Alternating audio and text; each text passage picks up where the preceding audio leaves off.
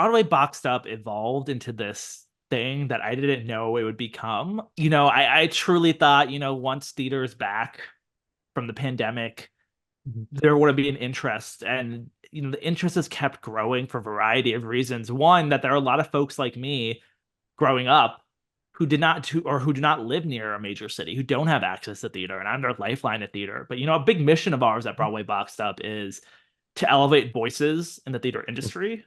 And we do a lot of focus on BIPOC voices, on deaf and hard of hearing voices, on other underrepresented voices and institutions and organizations. And really we're trying to delve more into like the theater education world, and we're big supporters of various nonprofits like BEA, Broadway Education Alliance, and Broader Than Broadway, another new education related nonprofit. And for me, I think it's made me a better producer because it grounds me and reminds me, like, what do audiences actually think about? We're in such a bubble in New York, one, Mhm. but two, I think we forget that audiences aren't consuming information as rapidly as we are as New York City Yeah. producers. And Mhm. like it's funny, even I get like daily emails from various news sources every morning, and a lot of those news things are already old because I already saw it yesterday during the day. It's Yeah. like I'm getting Mhm. information so rapidly now. But I have to remember, not all of our audience members are, nor do they necessarily care to that degree.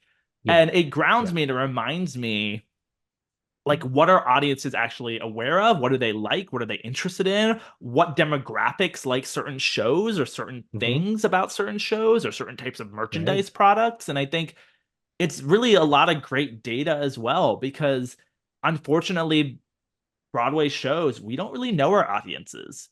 Right. That data is owned by the ticketing companies. Unless they opt Mhm. in or we collect that data in some way, shape, or form, we don't actually know all of our Yeah. audience members. And so what's really cool about Broadway Boxed Up is, not only do I know the audience, I know geographically where they live, I know what shows they like. It's a really cool Mhm. experience, but also it's humbling, and it reminds me why I do this in the first place. I was at Broadway Con last year, and I got to meet so many subscribers in person for the first time. Oh, wow. That's And cool. it was, we bonded over shows, and so many of them told me how it connected them with family members. One was a grandfather and his granddaughter, and they kind of share the box Wow. together and they connect over it. And it was just so powerful Wow. for me. It reminds me, why I do this company and why Mhm. theater, and specifically theater merchandise, can help connect people.